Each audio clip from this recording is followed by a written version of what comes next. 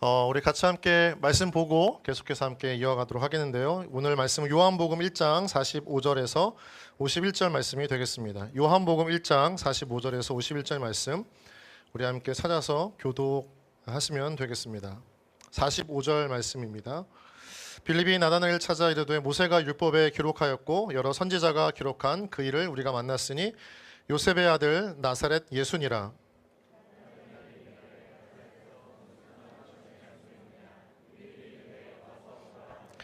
예수께서 나다나엘이 자기에게 오는 것을 보시고 그를 가리켜 이르시되 보라 이는 참으로 이스라엘 사람이라 그 속에 간사한 것이 없도다.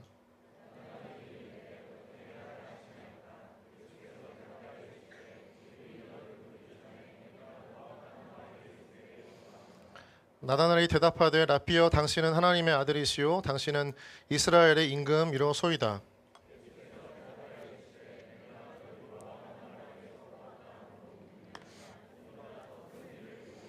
네, 우리 같이 읽으시겠습니다. 시작. 또 이르시되 진실로 진실로 너희에게 이르노니 하늘이 열리고 하나님의 사자들이 인자 위에 오르락 내리락 하는 것을 보리라 하시니라. 아멘.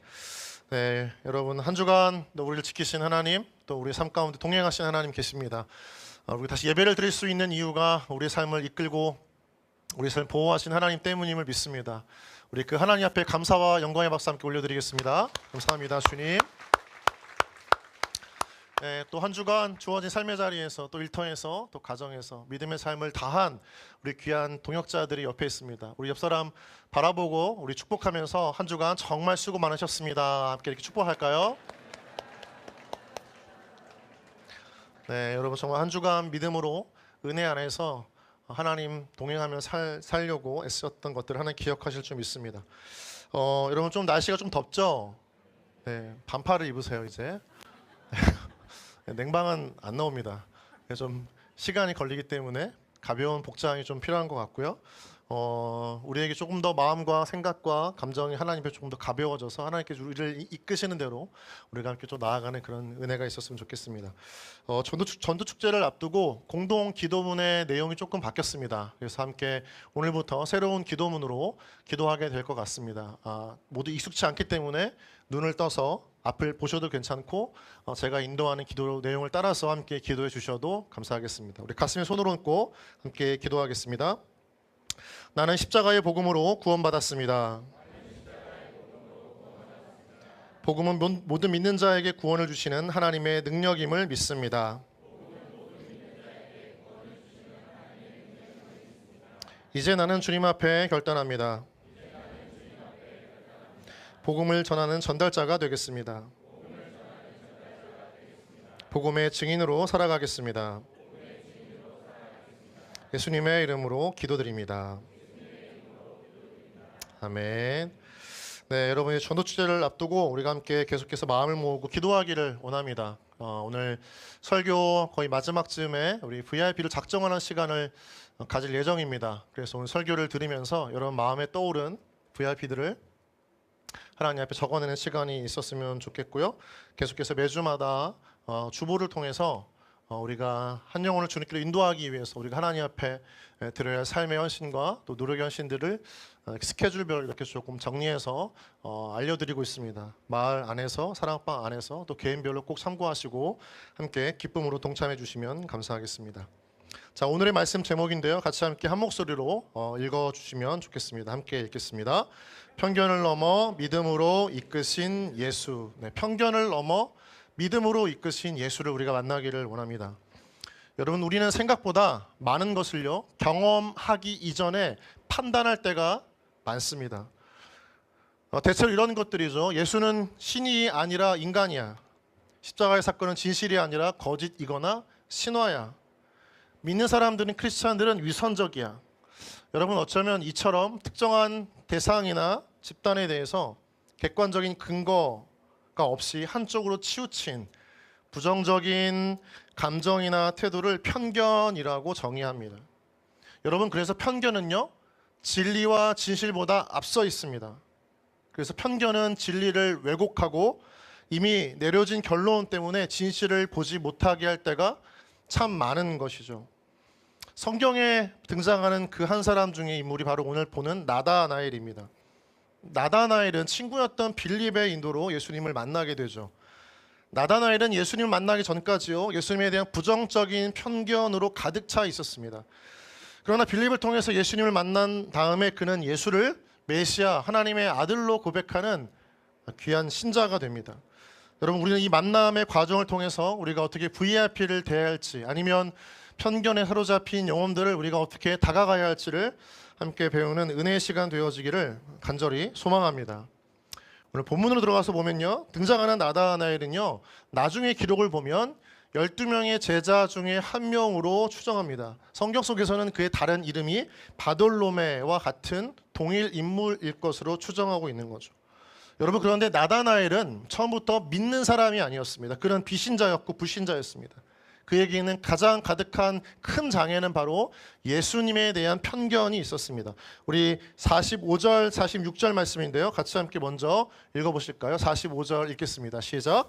빌립이 나다나엘을 찾아 이르되 모세가 율법에 기록하였고 여러 선지자가 기록한 그 일을 우리가 만났으니 요셉의 아들 나사렛 예수니라. 나다나엘이 이르되 나사렛에서 무슨 선한 것이 날 수 있느냐? 빌립이 이르되 와서 보라 하니라. 여러분, 본문에 등장하는 빌립은 나다나엘의 친구입니다.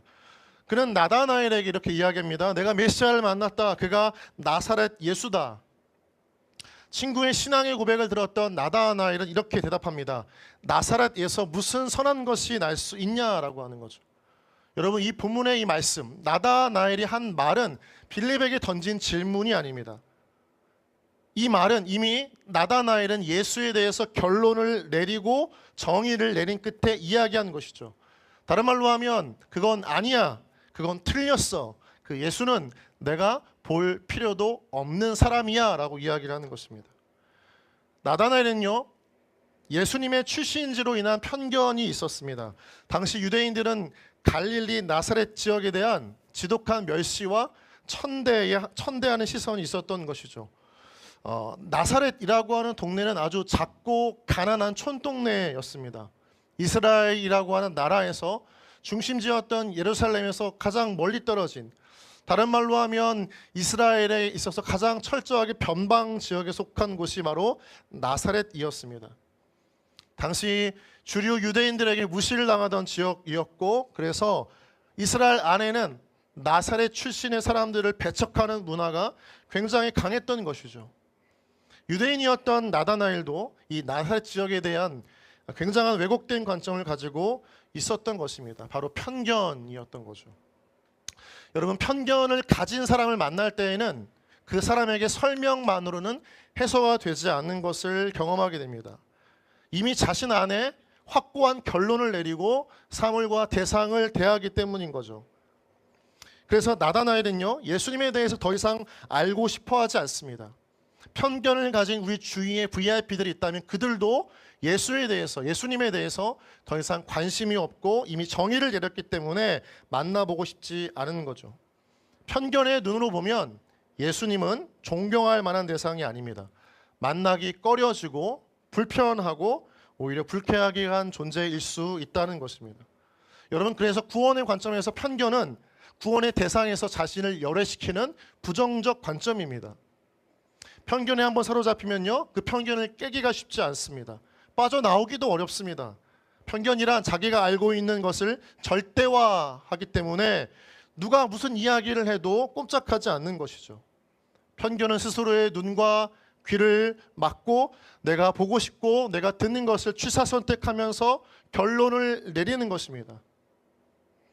나사렛 사람들은 자기가 가지고 있었던 이 어린 시절의 예수에 대한 편견으로 더 이상 유대 사람들은 나사렛 사람들에게 더 이상 어떠한 존중, 어떠한 호의도 대하지 않았던 거죠. 다 배척하고 그들을 바로 선한 것이 없는 동네라고 치부했습니다.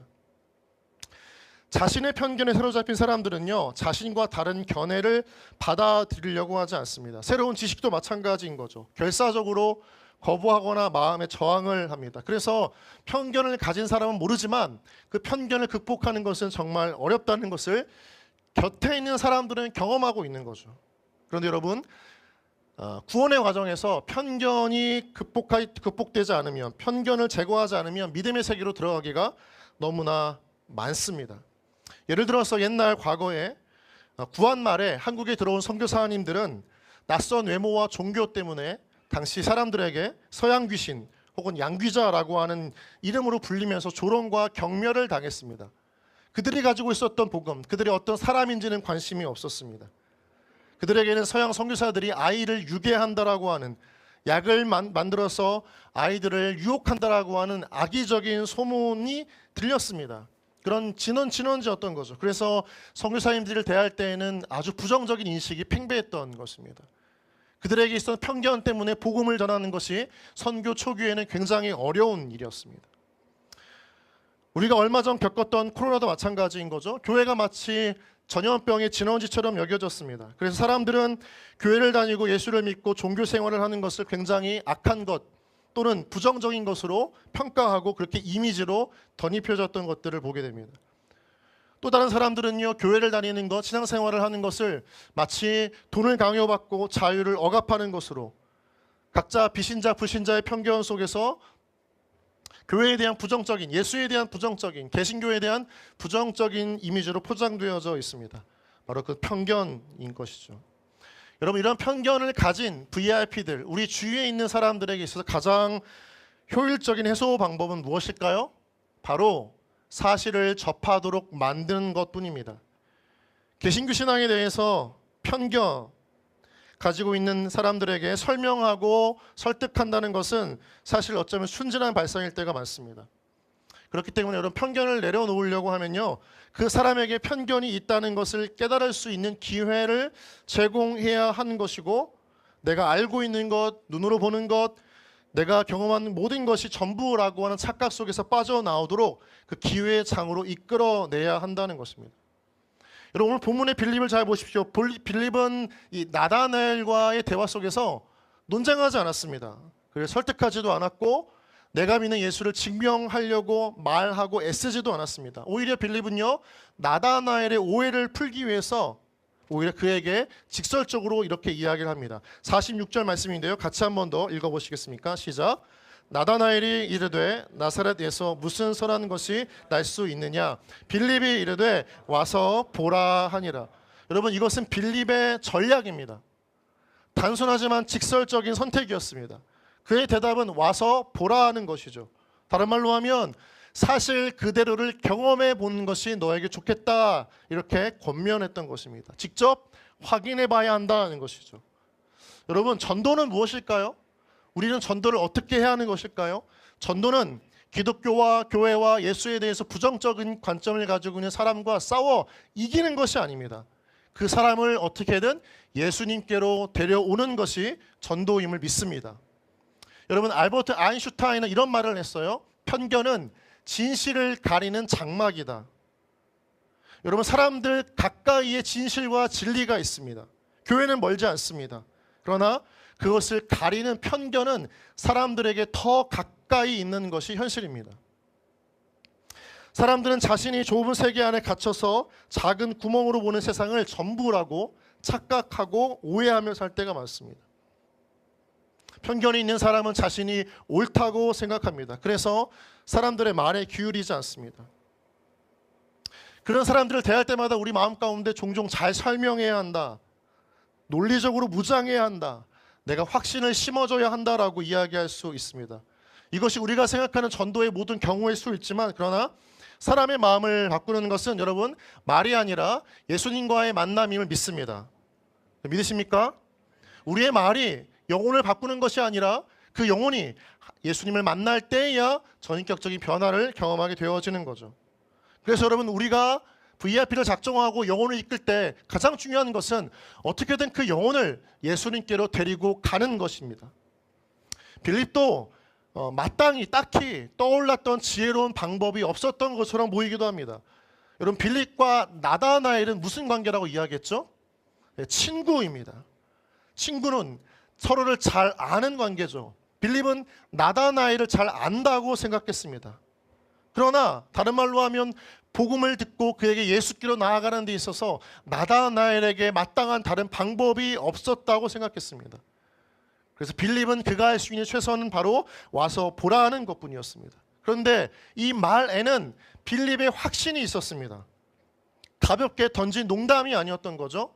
다른 말로 하면 빌립 마음 안에 있었던 진실된 신앙을 담아서 나다나엘에게 초청한 진실된 고백이었다는 거죠. 어떻게 할 수 있을까요?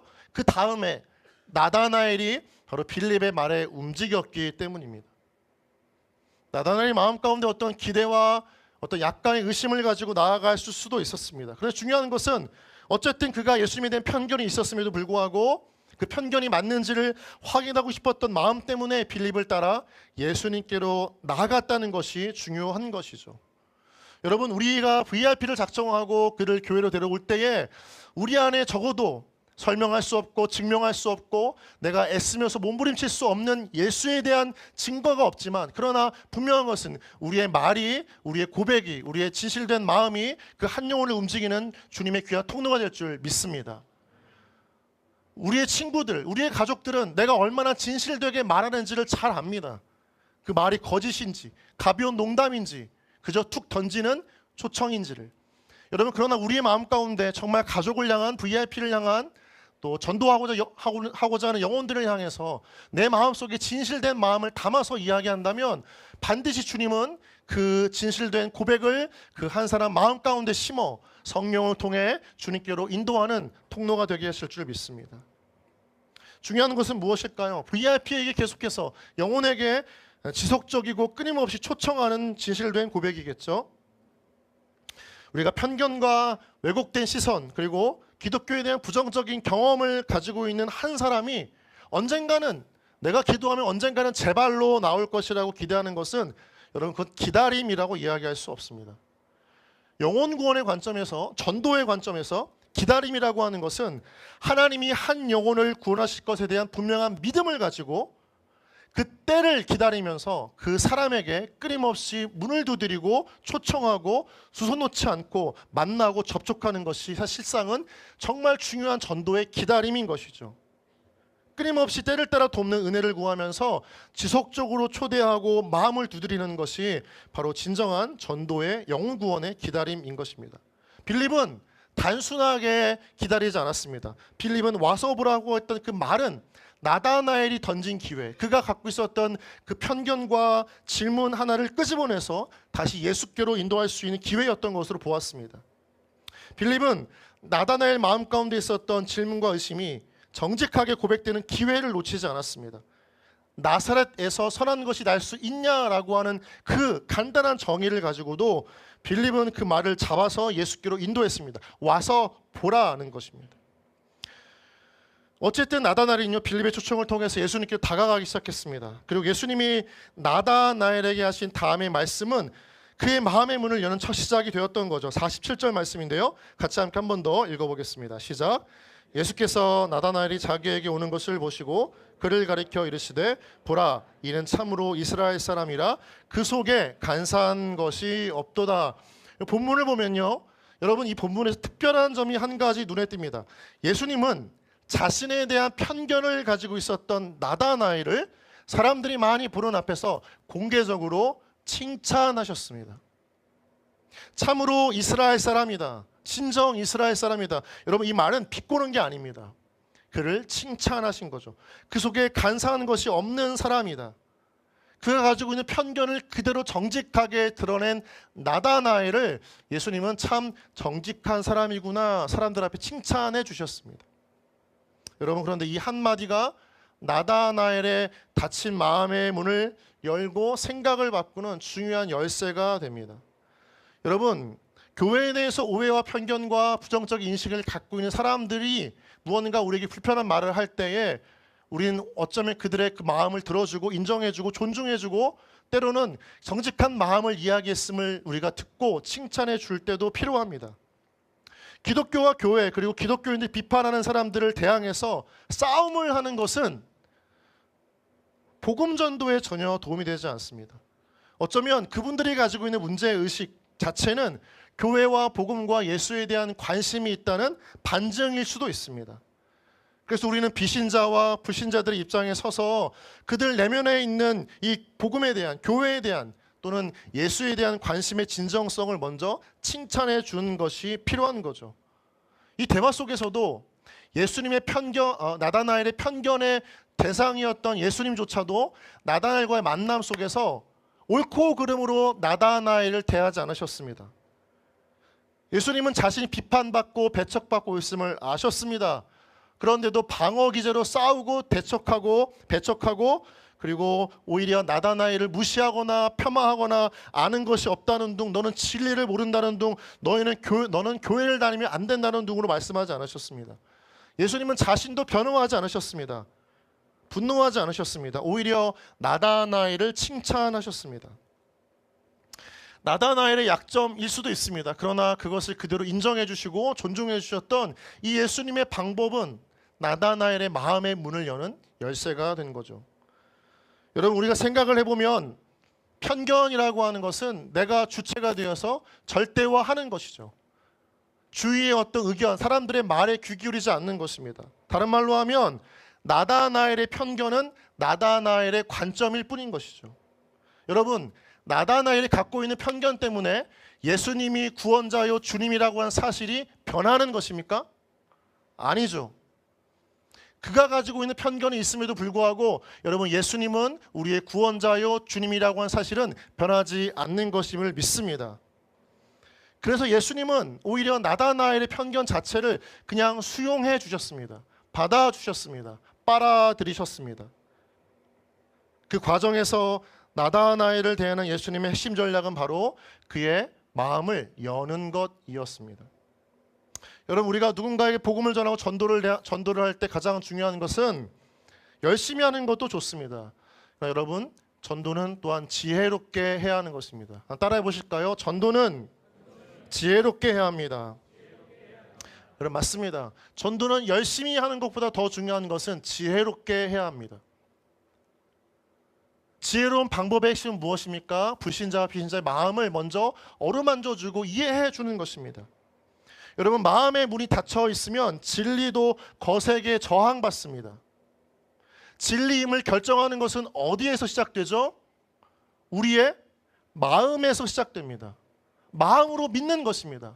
그러나 마음이 닫혀져 있으면 믿지 않습니다. 마음이 닫혀져 있으면 진리가 들어오지 않습니다. 중요한 것은 무엇입니까? 마음을 먼저 열게 만드는 것입니다. 여러분, 그래서 비기독교 사회죠. 우리나라는 지금 탈기독교화를 넘어서 탈종교화 되어지고 있습니다. 사람들은 교회에, 복음에, 하다못해 천주교에, 불교에, 다른 종교에 관심이 없는 그런 문화가 팽배한 시대와 사회를 살고 있습니다.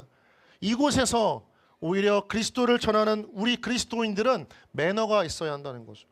기독교가 배타적이고 공격적인 모습으로 복음을 전하는 것은 사람들에게 오히려 거센 저항을 받습니다. 오히려 복음이 가지고 있는 특별한 능력, 수용과 이해, 용서와 사랑이 묻어나올 때에 전도는 한 영혼의 마음의 문을 여는 하나님의 통로가 되는 줄 믿습니다. 여러분, 그래서 복음을 전할 때에는요, 겸손하게 상대를 존중히 여기는 마음으로 전해야 하는 거죠. 진리 자체가 왜곡되는 것은 진리의 문제가 있지 않고 진리를 전하는 사람의 태도에서 문제가 될 때가 굉장히 많습니다. 직장에서 실제로는 성실하지 못해서 동료나 상사로부터 질책을 당하는데 본인은 예수님 믿기 때문에 핍박받는다라고 생각해서는 안 되는 거죠. 태도가 중요하다는 것입니다. 믿지 않은 사람들을 대하는 진리를 가진 사람의 태도, 예수를 모르는 사람들을 대하는 예수를 만난 사람들의 태도가 마음의 문을 여는 핵심이 되는 거죠. 여러분, 다시 한번 따라해 주시겠습니까? 믿음은 영혼의 문제입니다. 즉, 마음에 가까이 다가가야 한다는 거예요. 마음의 문을 두드려야 한다는 거죠. 전도는 복음을 전하는 것이지만 결국 다른 말로 하면 그 사람의 굳은 마음, 닫힌 마음을 열도록 기다리고 두드리는 것이 전도입니다. 마음을 여는 것이 핵심인 거죠. 여러분, 예수님도 이렇게 하셨습니다. 요한계시록 3장 20절 말씀인데요. 같이 한번 읽어주시겠습니까? 시작. 볼지어다 내가 문 밖에 서서 두드리노니 누구든지 내 음성을 듣고 문을 열면 내가 그에게로 들어가 그와 더불어 먹고 그는 나와 더불어 먹으리라. 주님은요, 언제나 자신을 믿지 않은 사람들 앞에 가셨습니다. 그들의 마음 앞에 서 계셨습니다. 그리고 그 마음의 문을 두드리셨습니다. 복음 자체이신 예수님도 믿지 않은 자들 마음 앞에 서서 그들의 마음의 문이 열려지기를 기다리셨습니다. 두드리셨습니다. 강제로 열지 않으셨습니다. 여러분, 본문의 말씀만이 아니라 요한복음을 보시면 주님께서 사마리아 여인을 왜 찾아가셨을까요?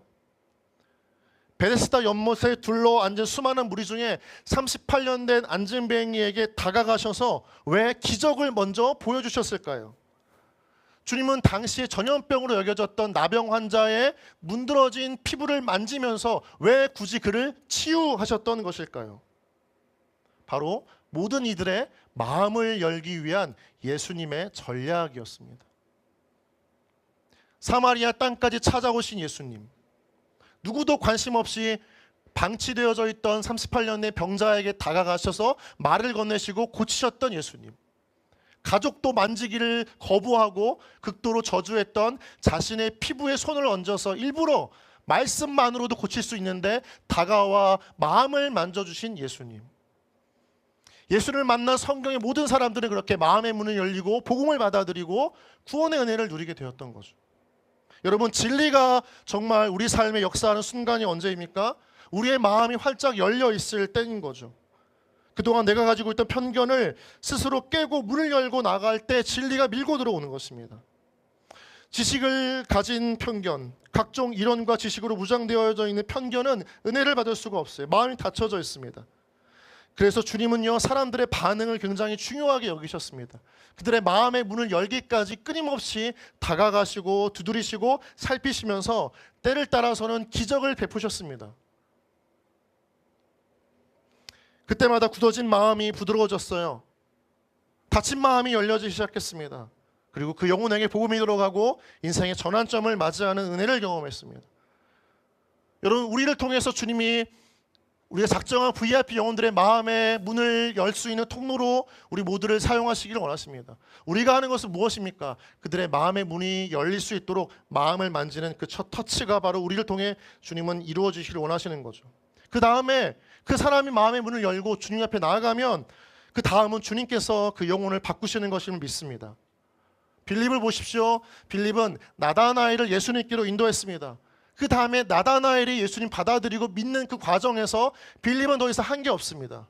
복음을 전하지 않았습니다. 와서 보라 이야기하고 그를 예수께로 데려갔습니다. 그 다음에 예수님께서 나다나엘을 만나주시고 그의 편견을 깨뜨리셨습니다.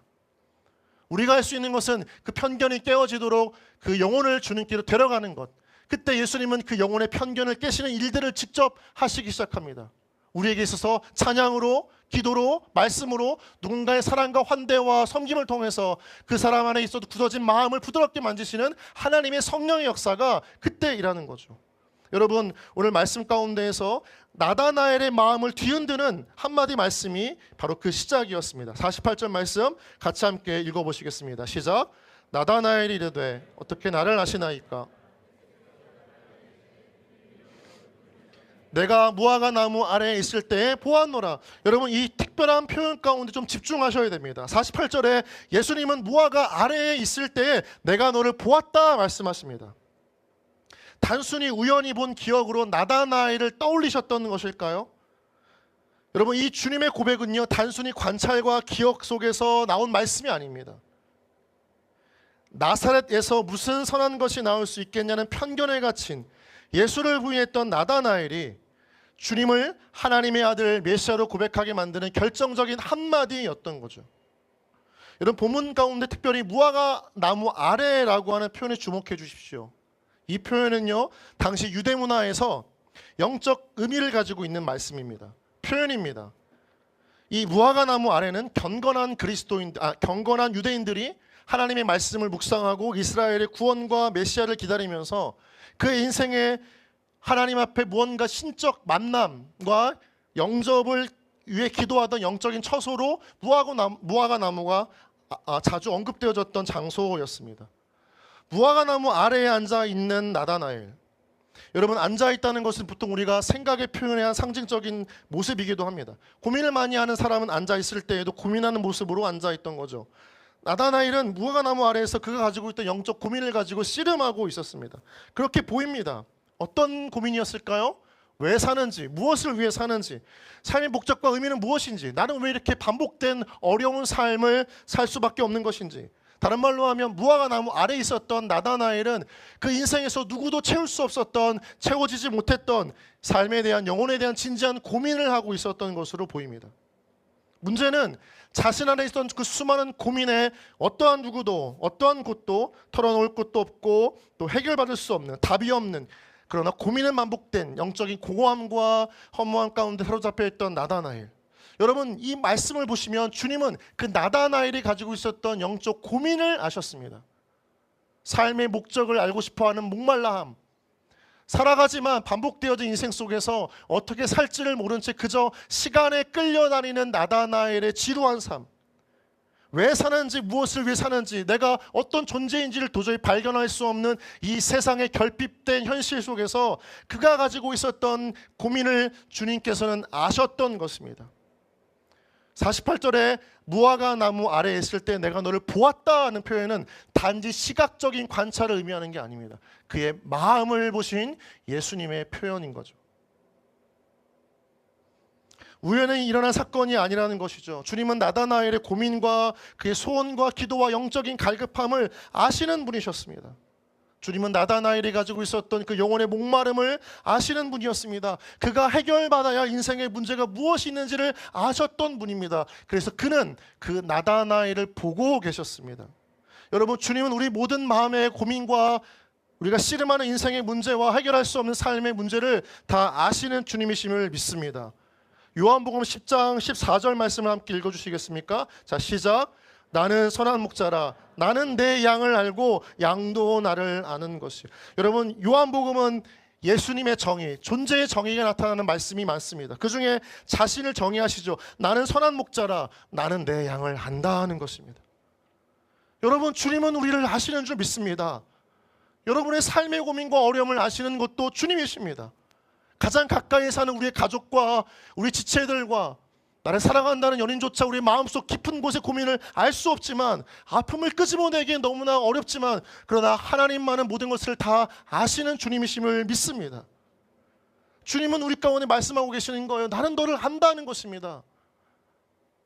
우리의 모든 것을 아시는 주님을 알아주기를 기다리는 것처럼 주님은 자신을 설명하고 있습니다. 나는 선한 목자다. 나는 너를 안다. 여러분, 주님은 우리의 삶의 필요가 무엇인지를 아시고 때를 따라 우리의 삶에 깊이 관여하시기를 원하시는 분입니다. 여러분, 그때마다 우리가 주님을 만나면요, 지식과 논리로 설득되지 않았던 사람이 변화되어지는 것을 경험합니다. 불신자, 비신자는 그가 가지고 있던 그릇된 편견이 사라지고요, 믿음이 시작되는 순간이 바로 찾아오시고 만나주시는 예수님과의 만남의 때인 거죠. 여러분, 정말 그렇습니다. 나다나엘은 자신의 인생의 깊은 고민을 보시고 아셨던 주님을 만난 다음에 그의 고백이 바뀌어졌습니다. 편견이 깨어지고 믿음의 고백으로 이어졌던 거죠. 49절 말씀인데요, 같이 함께 읽어보겠습니다. 시작. 나다나엘이 대답하되 라삐여, 당신은 하나님의 아들이시오 당신은 이스라엘의 임금이로소이다. 여러분, 이것은 무엇을 말씀하고 있는 거죠? 여러분, 영혼을 바꾸는 것은 설명과 논쟁이 아닙니다. 그 사람이 예수님과 만나면 그것으로 모든 것이 끝나는 줄 믿습니다. 우리가 알 수 없는 신비로운 경험이 주님과의 만남 가운데 있는 거죠. 영적 체험이 예수님과의 만남 가운데에서 시작됩니다. 우리가 도저히 채울 수 없고 알 수 없고 답을 줄 수 없는 그 사람의 인생의 가장 깊은 질문과 영혼의 목마름이 해결되는 것은 바로 예수님과의 만남인 줄 믿습니다. 우리의 설득으로 그 사람의 영적 갈급함이 채워지지 않습니다. 삶의 의미를 만나는 것도 경험하는 것도 우리로 통해서 이어지지 않습니다. 예수님과의 만남이면 되는 줄 믿습니다. 이 땅에서 길을 잃은 자들이 가야 할 길이 무엇입니까? 예수님이십니다. 예수님은 자신이 길이라고 말씀하셨습니다.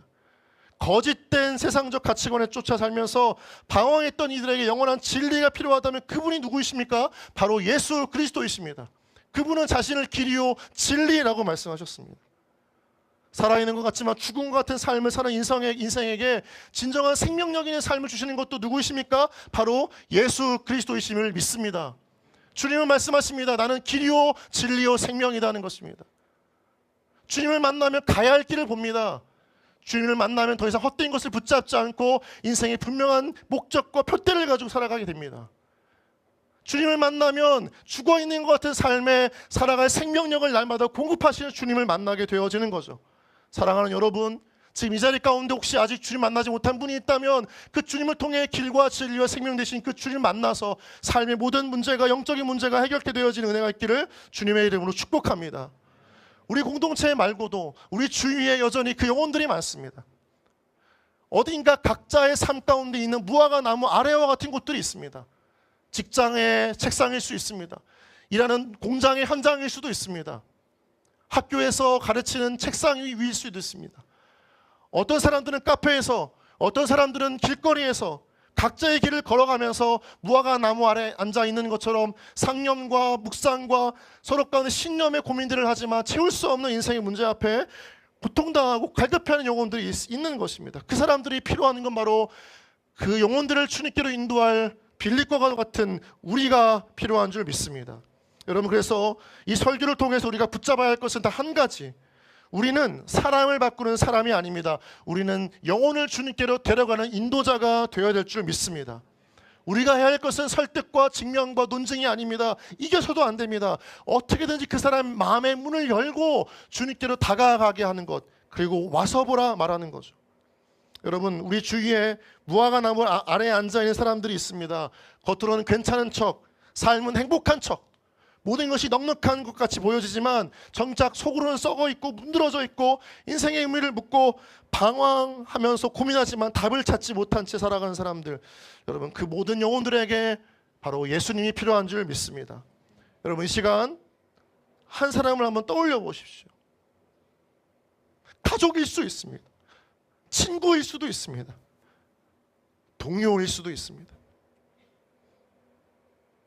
우리가 주님께로 그 영혼을 데려가면 하나님은 반드시 변화시키는 줄 믿습니다.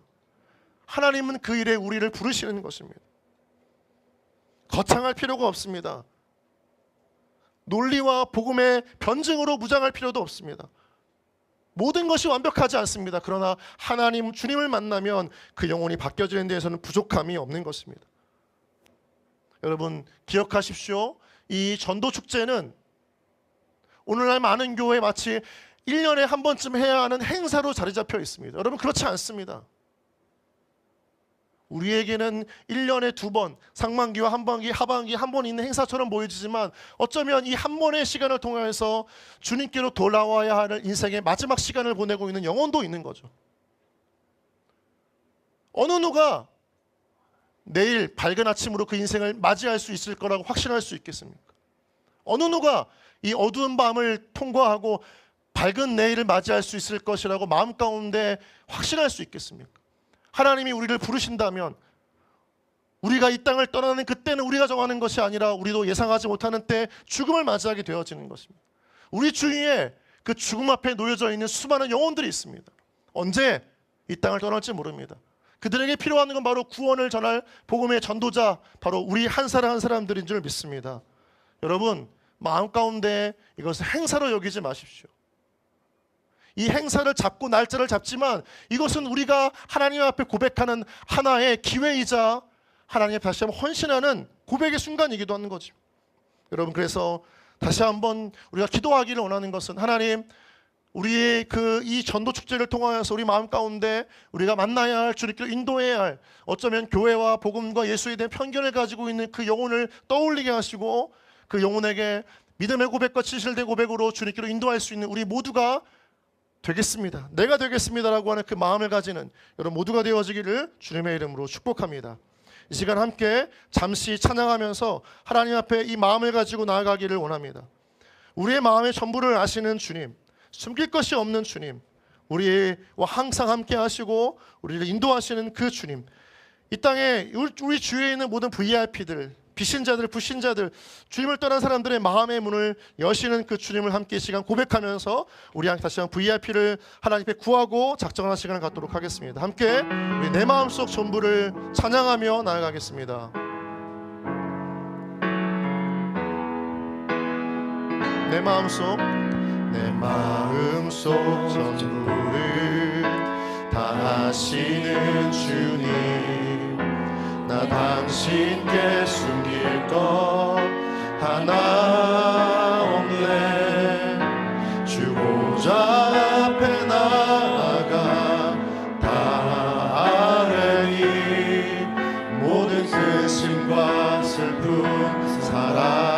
네, 주내 맘에 늘 계시고 나 주 안에 늘 거하니 이 놀라운 사랑 그 사랑 앞에 나 나아가 목소리 높여 찬양 드리네. 내가 어디에 있든 주 함께 하시니 내가 어디에 있든 주 함께 하시니 내가 서 있는 이곳 바로 천국 주 보좌 앞에 나아가 나 전하니 주의 은혜와 사랑 넘쳐나네. 주내 맘에 늘 계시고 주내 맘에 늘 계시고 나 주 안에 늘 거하니 이 놀라운 사랑 그 사랑 앞에 나 나아가 목소리 높여 찬양 주내 맘에 늘 계시고 주내 맘에 늘 계시고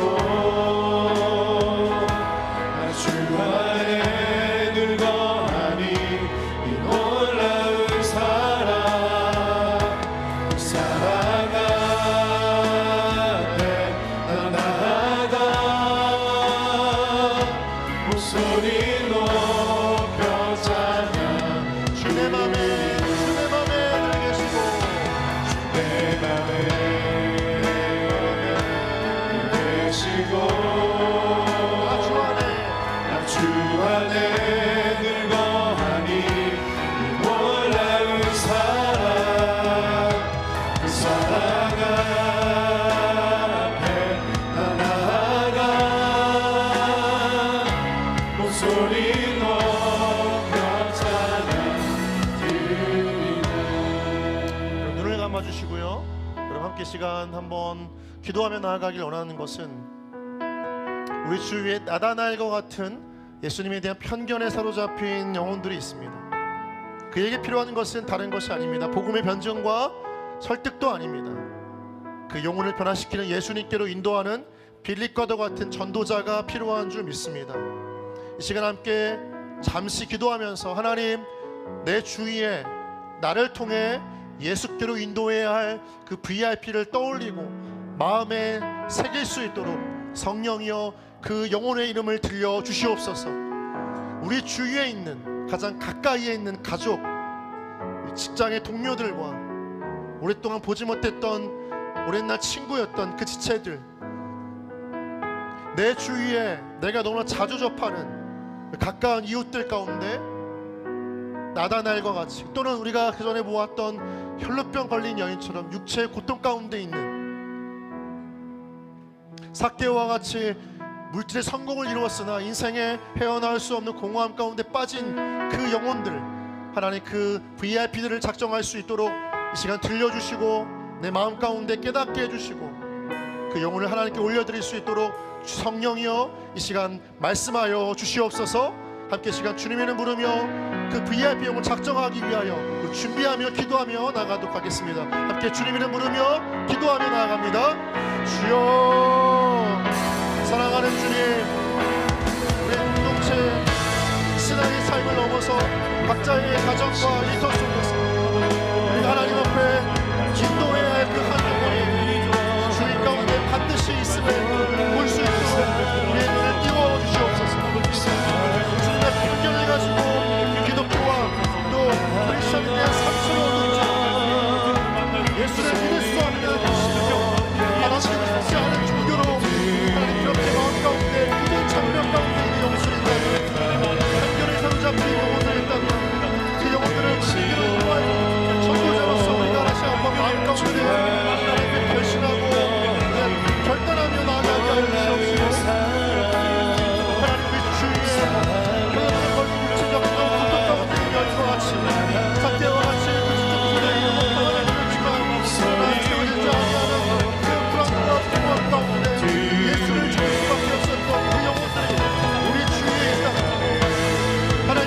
같이 만지지 않고 믿지 않겠다라고 하는 어쩌면 분명한 확신을 구하고 원하는 하나님 그러한 의심하는 영혼들이 있다면 영혼을 떠올리게 하시고 다시 하나님 앞에 우리 눈으로 기도하며 나아갈 수 있도록 우리 마음 가운데 숨기시고 들리시고 깨닫게 하여 주시옵소서.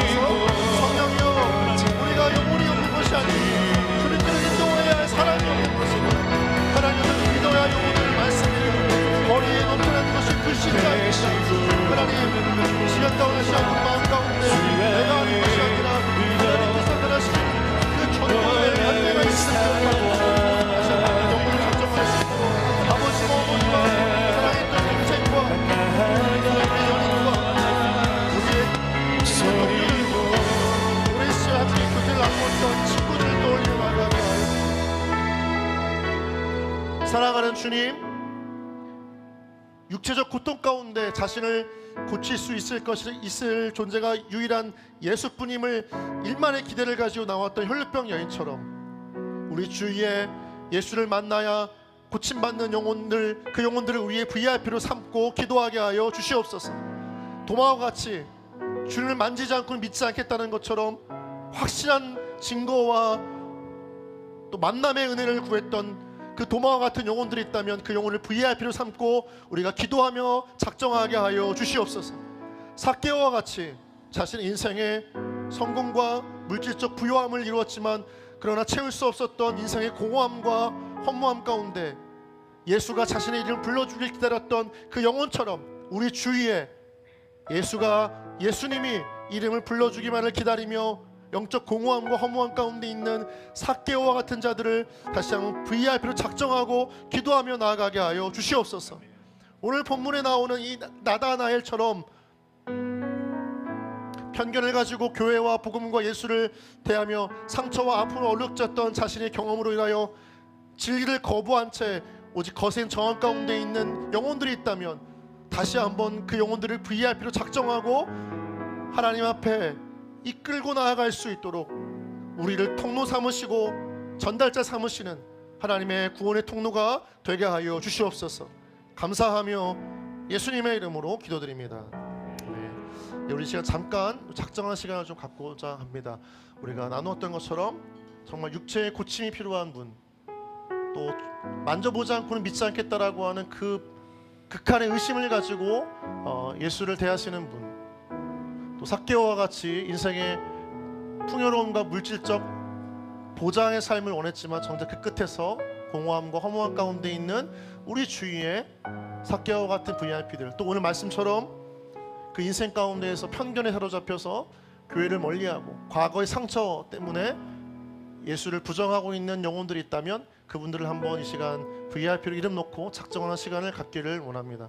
우리 앞에 QR코드가 있습니다. 또 여러분 카톡방으로 공지되어져 있는 내용을 가지고 이렇게 참고해 주시고 또 이 시간 작성하지 못했더라도 후에 사랑방에서 함께 작성할 수 있도록 한 시간을 가지면 좋겠습니다. 지금 잠깐 3분 정도 기도하시면서 함께 우리 마음에 주신 VIP들을 하나님께 올려드리고 작정하는 시간을 갖겠습니다.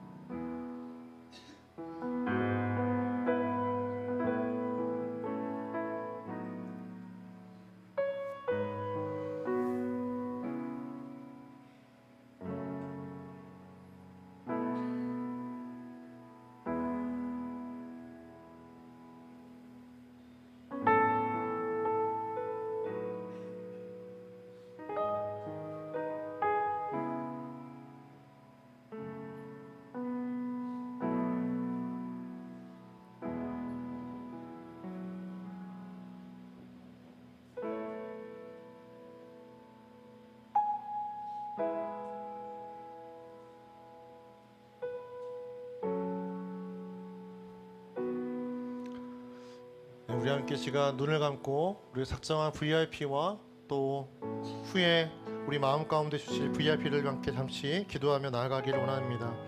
같이 함께 기도하시겠습니다. 하나님, 우리가 하나님 앞에 적어낸 이 한 명 한 명 영혼들이 다시 한번 주님을 만나고 그 인생에 잊을 수 없는 구원, 놀라운 축복을 받는 하나님의 은혜가 임하게 하여 주시옵소서.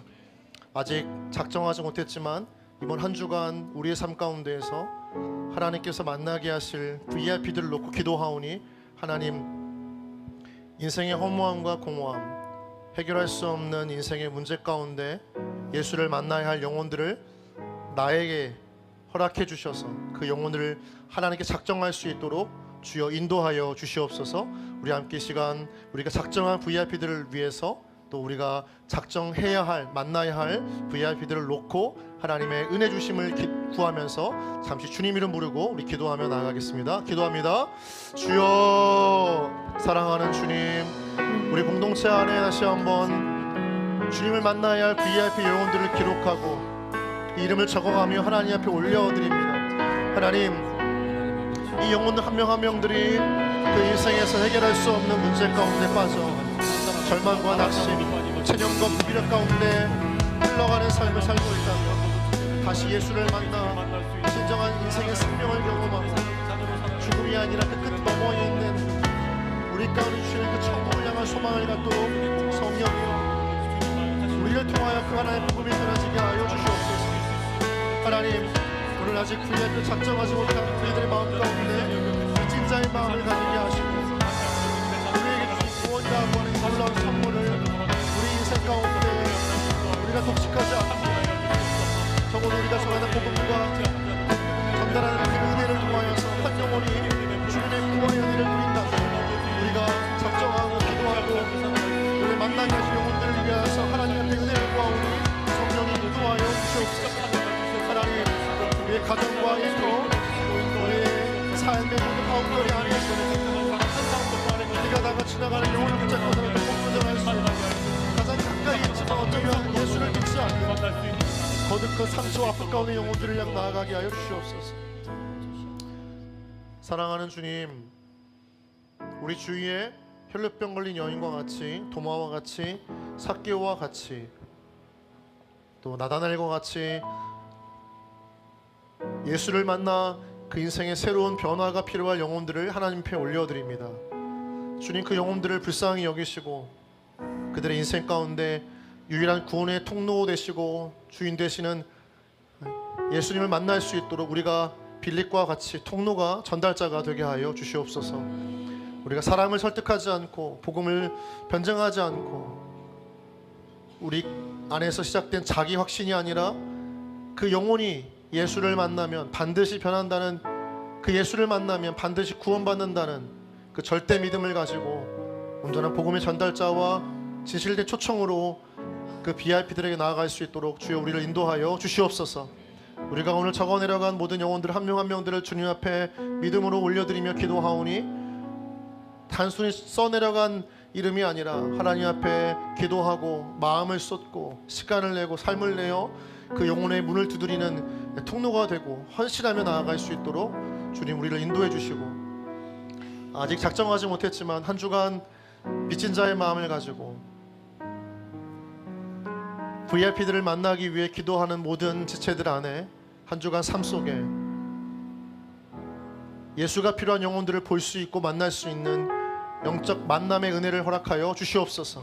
떠올리고 기도하는 가운데 스쳐 지나가는 이름을 잊지 않고 하나님 앞에 기록하며 기도하게 해주셔서 상황과 지역과 시간을 초월하 역사하시는 성령 하나님의 온전한 이끄심을 통해 그 영혼의 구원의 통로로 우리가 쓰임받게 하여 주시옵소서. 이 전도축제가 행사나 이벤트가 아니라 어쩌면 주님께 돌아와야 할 그 영혼의 마지막 기회임을 우리가 기억하게 해주셔서 절박함과 애타함 또한 축복을 전달하는 기쁨을 함께 동시에 가지고 복음을 전하고 주님께로 인도할 수 있도록 주여 우리를 사용하여 주시옵소서. 감사하며 예수님의 이름